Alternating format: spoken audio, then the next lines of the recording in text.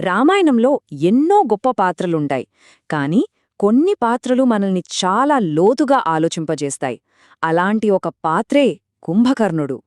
తన అన్న రావణుడు చేస్తున్నది అధర్మం అని స్పష్టంగా తెలిసినా ఆ మహాయోధుడు ఎందుకు అతని పక్షాన నిలబడ్డాడు?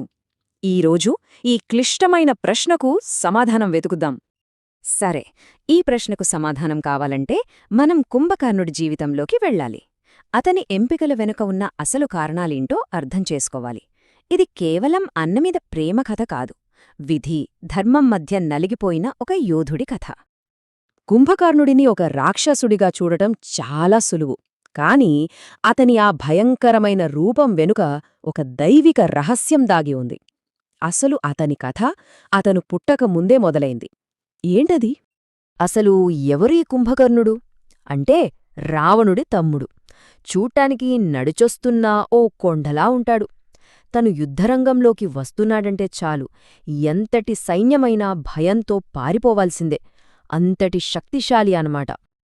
అయితే అసలు కథ ఇక్కడే మొదలవుతుంది. కుంభకర్ణుడు, రావణుడు వీళ్ళిద్దరూ పూర్వజన్మలో వైకుంఠంలో విష్ణుమూర్తి ద్వారపాలకులు, జయ విజయులు. ఒక శాపం వల్ల వాళ్లు రాక్షసులుగా పుట్టాల్సొచ్చింది. అందుకే విష్ణుమూర్తి అవతారమైన రాముడి చేతిలో మరణం వారికి ఓటమి కాదు, శాపవిమోచనం. అలాంటి వాడి జీవితాన్ని ఒక్క పదం మొత్తం తలక్రిందులు చేసేసింది. అతను కోరుకున్న ఒక వరం అతని పాలిట శాపంగా ఎలా మారిందో చూద్దాము. కుంభకర్ణుడు బ్రహ్మదేవుడి కోసం చాలా ఘోరమైన తపస్సు చేశాడు.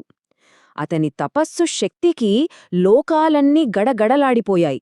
బ్రహ్మ ప్రత్యక్షమై వరం కోరుకోమన్నప్పుడు దేవతలందరికీ ఒకటే భయం, ఎక్కడ ఇంద్రపదవి అడుగుతాడో, దేవలోకాన్ని నాశనం చేస్తాడో అని. అప్పుడు దేవతలంతా కలిసి సరస్వతీదేవిని ప్రార్థించారు. ఇక సరైన సమయానికి ఆ విద్యాదేవత కుంభకర్ణుడి నాలుక మీద కూర్చుని అతను అడగాలనుకున్న ఇంద్రాసనం బదులు నిద్రాసనం అని పలికేలా చేసింది. అంతే, దేవతలను జయించే శక్తికి బదులుగా ఎప్పటికీ నిద్రపోయే వరం కోరుకున్నాడు. ఇక బ్రహ్మదేవుడు ఆ వరాన్ని కొద్దిగా మార్చాడు. సరే, 6 నెలలు నిద్రపోయి కేవలం ఒక్కరోజు మాత్రమే మేల్కొని ఉండేలా వరమిచ్చాడు. ఒక రకంగా చెప్పాలంటే ఈ వరం రావణుడికి పెద్ద అడ్డంకిగా మారింది. ఎందుకంటే లంకలో ఉన్న అత్యంత శక్తివంతమైన యోధుడు సగం కాలం నిద్రలోనే ఉండిపోయేవాడు. ఇప్పుడు కథ అస్సలు ఘట్టానికొచ్చింది. రాముడితో యుద్ధం జరుగుతోంది. లంక ఓటమి అంచున ఉంది. అప్పుడు రావణుడికి గుర్తొచ్చాడు తన తమ్ముడు కుంభకర్ణుడు. ఇప్పుడు కుంభకర్ణుడు ముందొక పెద్ద ప్రశ్న: ధర్మాన్ని నిలబెట్టాలా లేక అన్న ప్రేమకు తలొగ్గాలా? సమయం కాని సమయంలో నిద్రపోతున్న కుంభకర్ణుణ్ణి లేపడం కోసం రావణుడు తన సైన్యాన్ని పంపాడు. వేల కొద్ది సైనికులు డప్పులు, వాయిద్యాలతో నానా హంగామా చేసినా అతను లేవలేదు. చివరికి ఏనుగులతో తొక్కించి అతి కష్టం మీద నిద్రలేపారు. నిద్రలేచిన కుంభకర్ణుడు రావణుడు పరాయి స్త్రీ అయిన సీతమ్మను అపహరించాడని తెలుసుకున్నాడు. అంతే, తన అన్నను తీవ్రంగా మందలించాడు. నువ్వు చేసింది మహాపాపం, ఇది అధర్మం, దీనివల్ల మన వంశం మొత్తం నాశనమైపోతుంది అని గట్టిగా హెచ్చరించాడు. రావణుడు చేసింది తప్పని కుంభకర్ణుడికి బాగా తెలుసు. కాని ఆపదలో ఉన్న తన అన్నను వదిలిపెట్టలేకపోయాడు. ఇక్కడే అతను ధర్మానికి బదులుగా కుల ధర్మాన్ని అంటే కుటుంబ బంధాన్ని ఎంచుకున్నాడు. ఇదే అతని జీవితంలో తీసుకున్న అత్యంత విషాదకరమైన నిర్ణయం. సరే, ఇక కుంభకర్ణుడు యుద్ధరంగంలోకి అడుగుపెట్టాడు.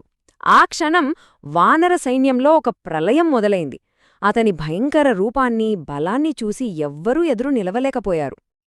యుద్ధభూమిలో కుంభకర్ణుడు సృష్టించిన విధ్వంసమంతా ఇంతా కాదు. వేల కొద్ది వానరులను చేతులతో పట్టుకుని పిండితిండి చేసి నోట్లో వేసుకుని తినేశాడు. హనుమంతుడు, అంగదుడు లాంటి మహావీరులు కూడా అతన్ని ఆపడానికి చాలా కష్టపడ్డారు. చివరికి వానరరాజు సుగ్రీవుడినే బంధించి లంకకు తీసుకెళ్లబోయాడు. ఇక స్వయంగా శ్రీరాముడే అతన్ని ఎదుర్కోవడానికి వచ్చాడు. తన పదునైనా శక్తివంతమైన బాణాలను ప్రయోగించాడు. కాని ఏమైంది? అవి అతని కొండలాంటి శరీరాన్ని తాకి విరిగిపోయాయే తప్ప అతనికి ఏమీ కాలేదు. రాముడికే అతన్ని ఓడించడం ఒక పెద్ద సవాలుగా మారింది.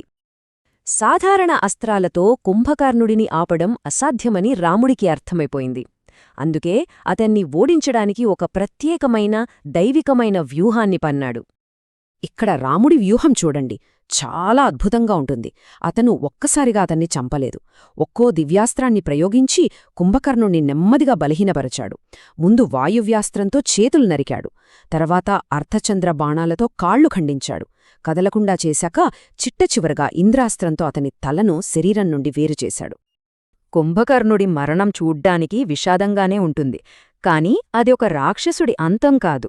అది అతనికి దొరికిన శాప విమోచనం.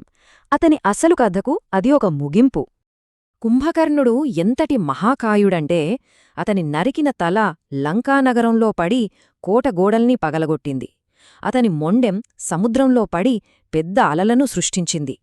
చనిపోతూ కూడా తన బలాన్ని, తన పరిమాణాన్ని చూపించాడు.